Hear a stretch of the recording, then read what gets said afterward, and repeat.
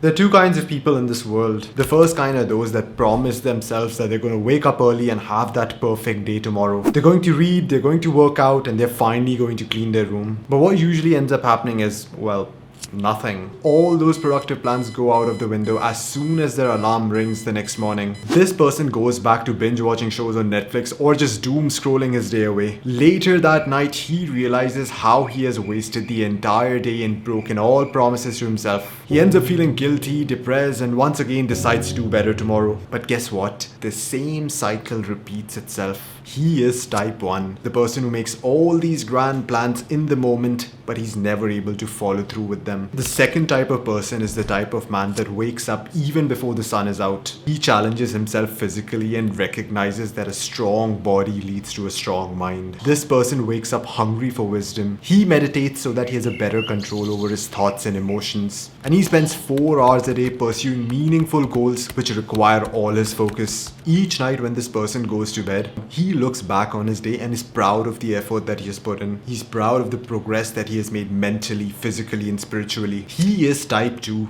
the kind of person who does not break promises he makes to himself. For most of my life, I have been this type 1 person. But over the last 6 years, I've worked incredibly hard to transform myself into this type 2 person. And the single biggest difference between this type 1 loser and this type 2 high achiever is the ability to be disciplined effortlessly all the time and not just rely on bursts of motivation. In this video, I'm going to share with you 3 principles that are going to allow you to do just that. These principles are not going to be some cute, wholesome, feel-good advice. No, you actually need to watch this video first and then sit down with a piece of paper and take notes and use these principles to make some serious lifestyle changes. Now, these changes are going to be a bit uncomfortable at first, but they are going to be so effective that people around you are going to say, holy shit, what the hell happened to this guy? So let's get right into it.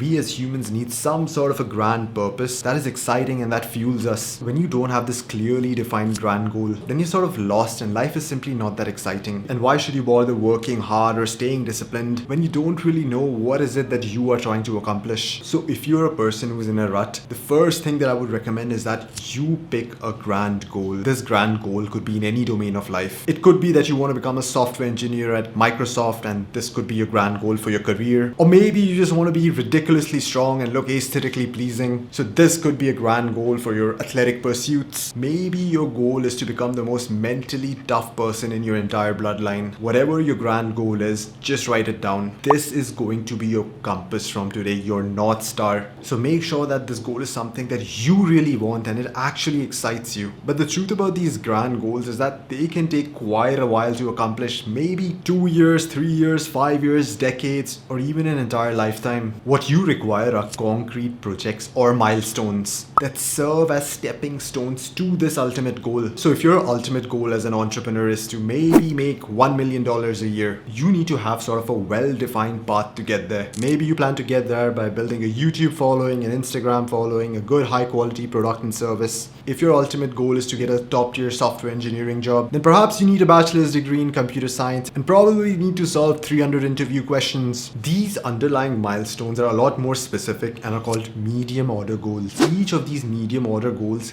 reinforces and supports your ultimate goal, and it does so by aligning all your efforts in that specific direction. Now comes the most important part of this hierarchy: low order goals. These are the daily or the short-term tasks that you need to do in order to accomplish these milestones. For example, in my case, the ultimate goal that I have as an entrepreneur is to positively impact the lives of millions and earn money while doing so. The medium order goal that I have is to grow on YouTube, grow on Instagram, grow on TikTok, and create quality goods and services. At the moment, I'm pursuing the milestone of growing on YouTube alone. So my daily task for accomplishing this milestone is to, number 1, create good quality YouTube videos. And number 2, learn how to create even better YouTube videos. And it is these daily short-term tasks that are done over and over again that actually allow you to fulfill these milestones. What you're going to quickly realize is that once you have this hierarchy of goals prepared, now your daily short-term actions are a lot more meaningful. That workout session that you're about to hit or that 1 hour of study session that you're about to hit today, it is now far more deeply important because you realize it is what is going to get you to your ultimate goal. And when your actions have such profound meaning attached to them, then you're more likely to complete them and not give up on them. So I would highly recommend that you build this hierarchy of goals for your life life and discover what are the exact things that you are doing daily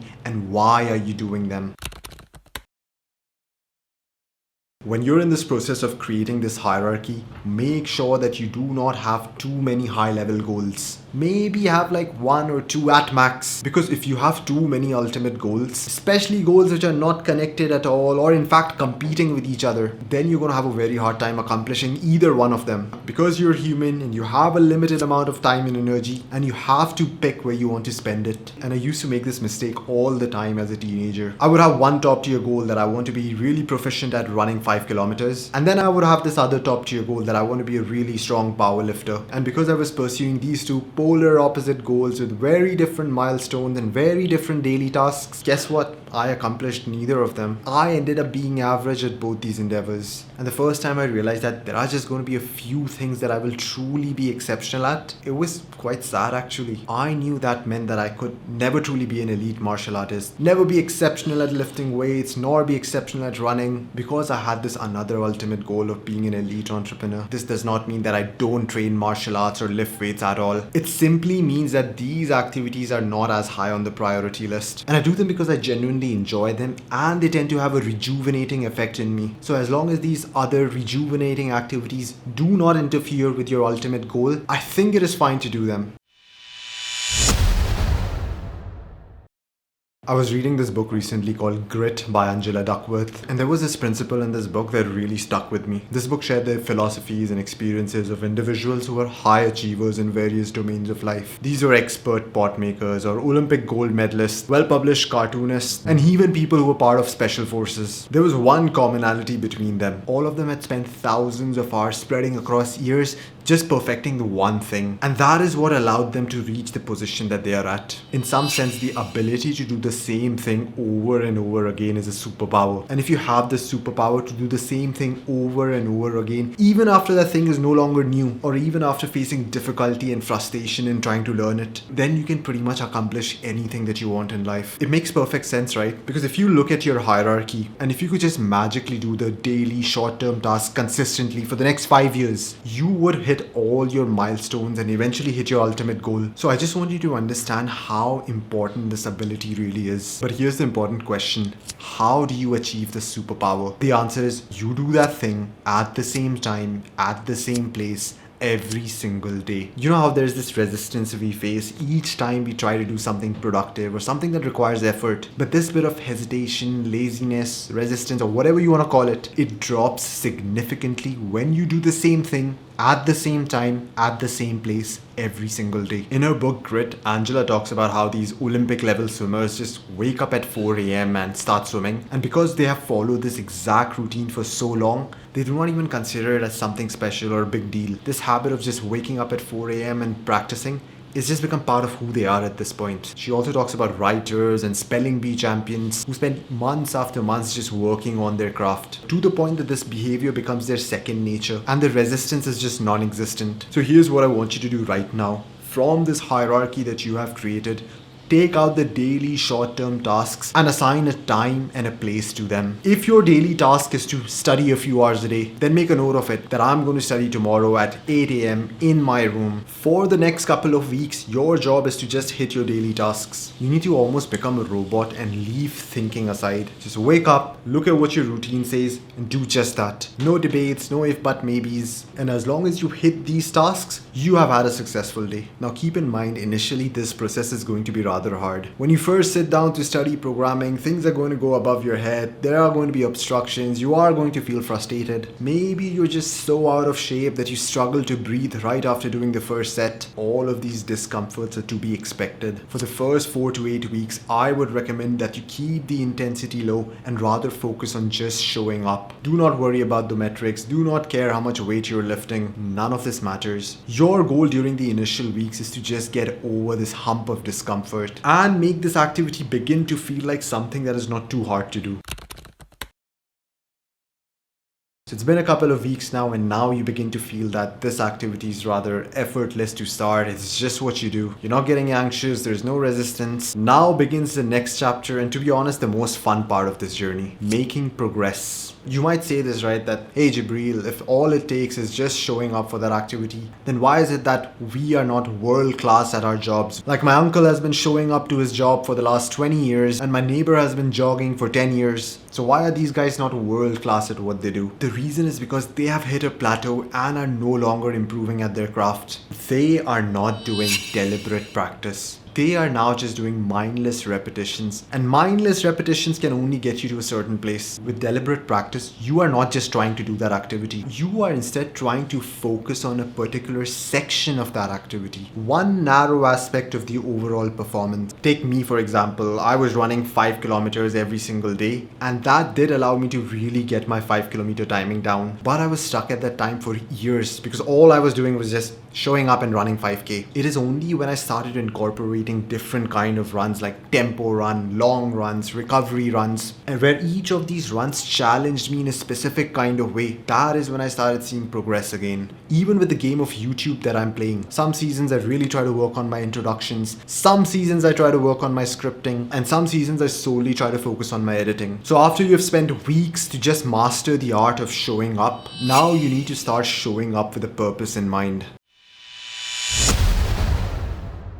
You know that there are certain things that you just expect out of a certain group of people. For example, in mixed martial arts, if you see someone representing Dagestan, you just know that that guy is going to be good at wrestling and he's going to have this never give up attitude. If you see a footballer from Barcelona, you just know that this person is going to have an excellent first touch and he's going to be a really good passer of the ball. And if you see a Cuban boxer, you know his footwork is going to be amazing. This is because of culture. Every time a group of people come together and they have a shared goal and a shared value system, they give rise to a culture. And culture is not just something associated with your location or country. It is associated with football teams, basketball teams, bands, organizations, anything that is a group of people. The culture within the group impacts the attributes of the individual members in that group. For example, in her book Grit, Angela Duckworth talks about how Olympic level swimmers just has this culture of waking up at 4 a.m. and just jumping into the pool, and how this culture just normalized hard work. She also talks about this NFL team called Seattle Seahawks and how they have this motto: compete in everything you do, finish strong, team first. How it is that culture that allowed them to accomplish a lot, and how this culture has shaped the identity of the individual players in that team. Now that you know the impact that a culture can have on you as a person, you need to ask yourself,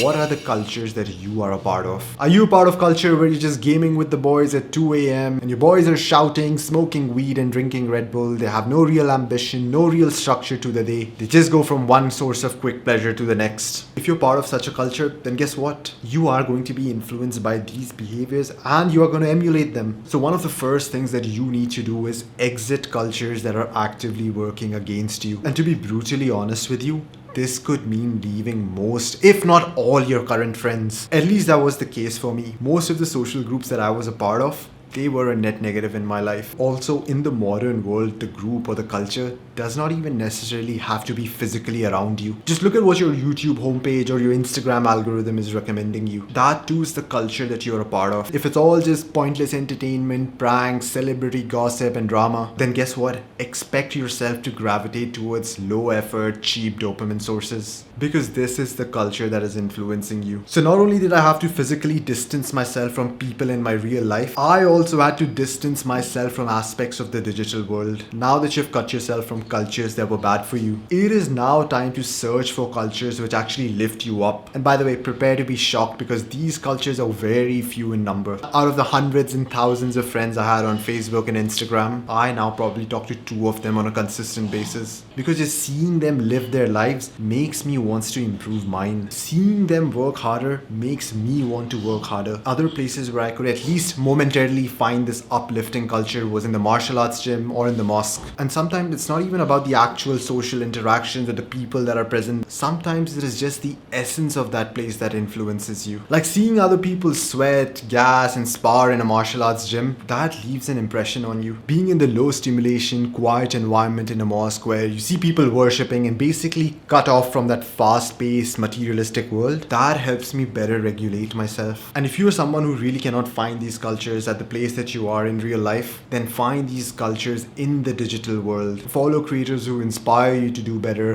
who make you go like, damn, I can do so much more with my life. These fundamental philosophies are really going to help you in your journey to transform yourself from this type 1 person to this type 2 person. However, there are a bunch of simple things you can do right now to make this transition easier. So make sure that you watch this video to figure out what they are.